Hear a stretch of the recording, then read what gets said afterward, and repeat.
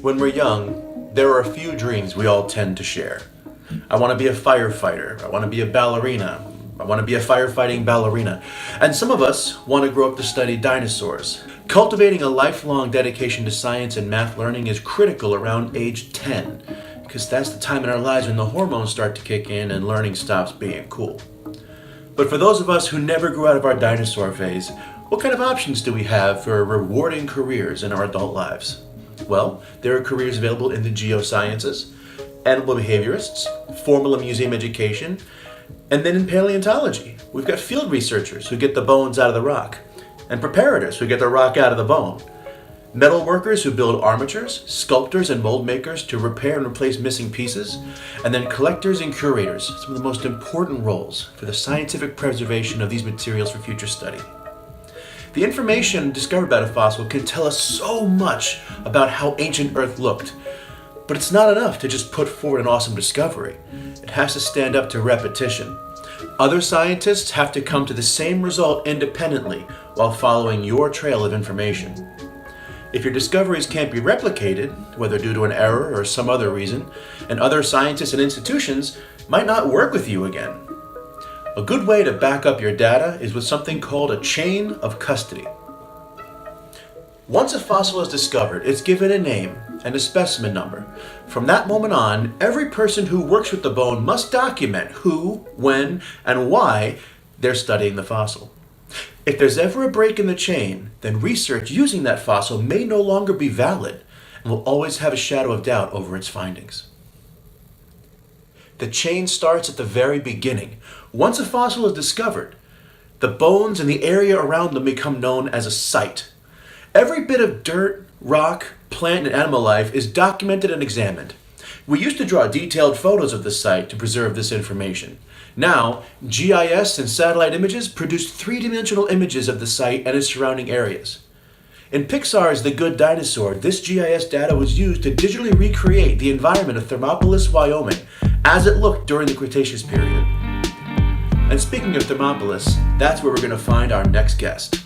I'm very excited to have with us here today my dear friend all the way from Thermopolis, Wyoming, in the Wyoming Dinosaur Center. Here's Levi Shinkle. Levi, how are you, sir? Jimmy, I'm doing good. How are you? I'm doing really well, man. Thank you so much for joining us here today. So we were talking a little bit about different career paths in paleontology and what people can do that's more than just digging up bones. Now, you're a collections manager at the museum in the Wyoming Dinosaur Center. Can you tell us a little bit about what it is that you do? Well, I make sure everything, like the stuff right behind me, is properly taken care of, stored, photographed, cataloged. That way, when a researcher comes, I should be able to take them right to the bone that they want. So you have researchers come from all over the place to take a look at the things that you have in your display? Oh, yeah. What They're kind of coming stuff do you have? throughout the year to check stuff out and, write up scientific research on them. So the bones and things that you have there are actually being used for research purposes? So these are the things people come and when they write their papers and do their discoveries, this is where the magic happens? Well, here, some of our stuff in the museum gallery, some of the stuff in some of our other collections areas. But basically, yeah, they come here, they come up to our collections, and I lay out the fossils for them, what they want to see, and help them in whatever capacity I can to make it a little easier on them while they're here. So how does something go from being in the preparations lab, or how do you go from the field to the filing system? How does a dinosaur bone end up in your catalogs and in your collection here? Once it's finished in our preparation, so once we find something, 99 out of 100 times it's coming to our collections because it's going to be of some scientific importance at some point. So it comes off of our hill. It goes into storage for who knows how long. We have a backlog of bones. We'll be preparing bones for the next 100 years probably. But from there it goes into the lab. They clean all the rock off. And once it comes out of the lab, then it becomes my responsibility.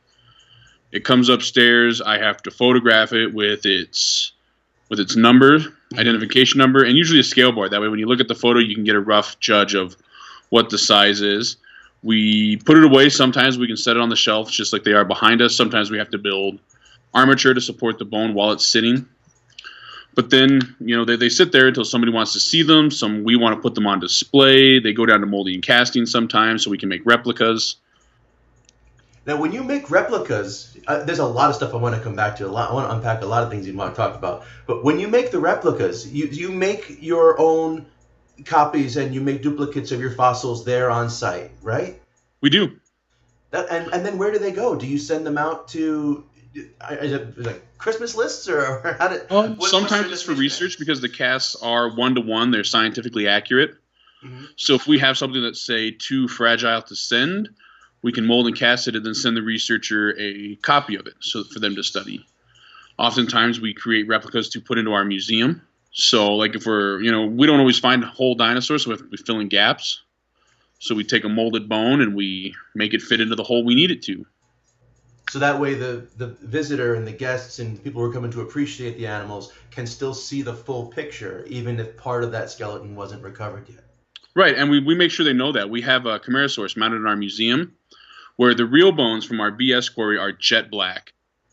But we painted all of the casts a beige to put in the mount. So when you're looking at it, it's just this patchwork of black and beige. So you know what's real, you know what's fake.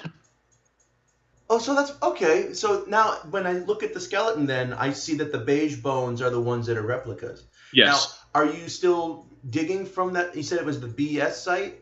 Yes, our beside sauropod quarry was one of the first quarries discovered back in the mid-90s, and it's still producing bones today. I mean, we've got over 2,000 specimens, individual bones from it, and we're still pulling out more each and every year.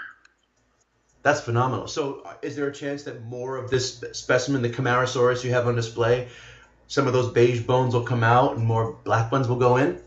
Definitely. There's chances that we'll be able to build an entire other animal at some point. That's how many bones there are from this quarry.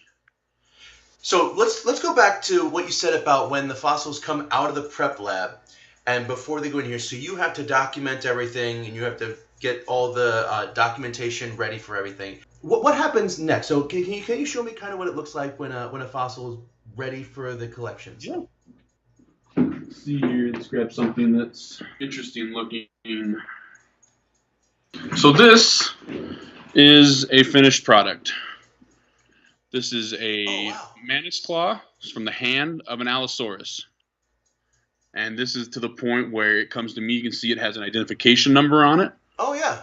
TYA 141.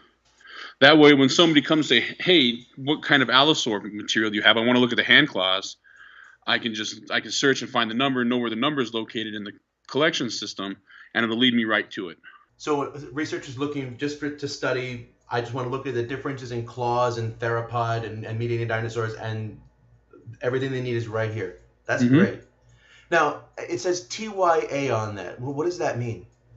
That stands for There You Are. This was discovered in the early 2000s. Yeah. They were hoping to find an Allosaur dig site, and one day they found it. And somebody quipped, well, there you are. There's your Allosaur. And the name kind of stuck.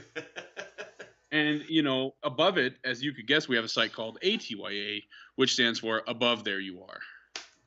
I love that. Original, really, I'll tell you what. But that's clever, and that's, I really like it. It's very honest is what it is, because as you continue to explore and discover new things, it keeps everything logged, and we know exactly where it is, and it's a sense of fun, too. I really like that. So in some of the other people that we've spoken to, I know there's a lot of new advancement, new technology that's being used in the study of paleontology. Do you do anything with like 3D printing or 3D scanning when it comes to documentation of your bones? We've jumped into a little bit of the 3D printing. We've had some photogrammetry work done on some of our specimens, and we have a MakerBot that we can print them out in, and it's nice to have because it's a far less abrasive method of replicating bones, because you don't have to do the molding process, which can be hard on the bones. I mean, they can break. It's tough, but the detail isn't as nice on the 3D printer. So you have lots of trade-offs. Okay. So you can have something that's made quickly and is safer for the bone, but you lose a little bit of that recognition. So would a researcher prefer to use a cast then? Well, I guess a researcher prefer to use the real thing, huh? Yeah. I would prefer like an old-fashioned mold and casted bone, because you don't have the striations that you do like in the 3D printing where it's laying down each individual layer. All those lines show up, so there's lots of work on our end to get rid of those lines. to make it look smooth like it would have been in life. That's very cool. So, a couple of questions I have to ask of everybody. What's your favorite dinosaur? I don't want to sound cliche and say something like Tyrannosaurus. How about Archaeopteryx? T-Rex. I've got 3 of them here in the room. And they're so cool. They're so big. There's, everybody knows a T-Rex. I want to be that guy that has something, semi-obscure. But Archaeopteryx is probably my favorite. I mean, it's cool because we have one here in Wyoming, and you don't get to see it very often. I get to walk in every day and see the only Archaeopteryx outside of Europe. I get to see it every day. So it's really cool, and it's probably my favorite. It's such a vital and important specimen. It shows us so much about the transitions between dinosaurs and birds, and it's so rarely found. And the Thermopolis specimen, can you tell me more about the specimen that you have there? Because I have a different one, right? This is not a copy of the Thermopolis one. This is... No, I believe that's the Eichstätt, and that's the smallest one ever found, which is still really neat. I have a copy of that at home as well. It's the biggest Archaeopteryx in Florida, though, I'll tell you that. The Thermopolis specimen first came to us in 2005.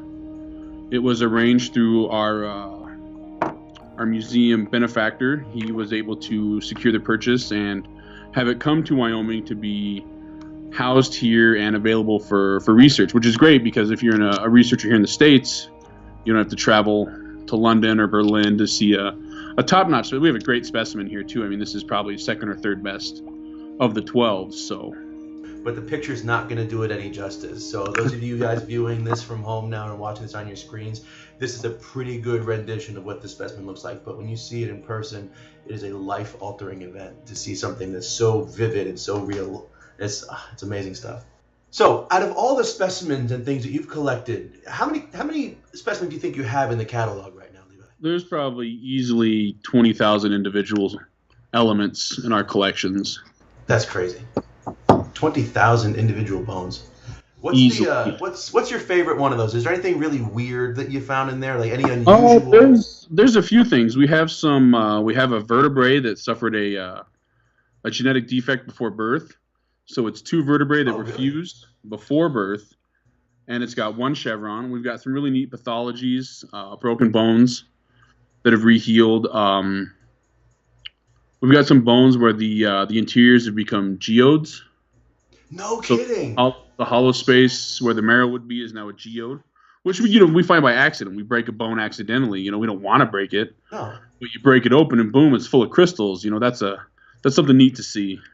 Now, is there a judgment call at that point? You're like, well, we're not going to put this one back together again, or do you... We have a broken one on display in the museum to show the insides. So we have a whole. It was an Allosaurus humerus. We have the right one that's unbroken and the left one that's broken, so you can see what it's like whole, and then you can see the interior. That's got to be a remarkable thing to be the first set of eyes to see something so unusual. I mean, even when you're dealing with dinosaur bones, which aren't that ordinary anyway. But then to find something like that's going to be a once-in-a-lifetime discovery. We've got like 4 of them. That's incredible. All right. Well, hey, Levi, I got to say, everything that you guys have been showcasing and doing over there has just been so important and so intrinsic to every researcher that I've had the opportunity to speak to so far. Everything keeps coming back to the Wyoming Dinosaur Center, and it's been too long since I've been out there. I have to get back out there again soon. Definitely. Well, hey, I want to thank you very much for taking the time to be with us here today. You've shared an awful lot of amazing information. And if we want to find more about what's going on at the museum, where can we go?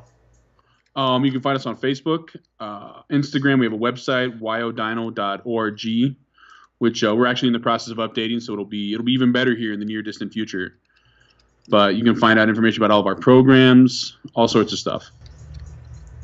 Thank you so much for being with us here today. Levi Shinkle, I appreciate you. Thank you for your time. No problem. Thank you, Jimmy. And I'll see you again real soon, all right? Hey, take care. Bye. Bye.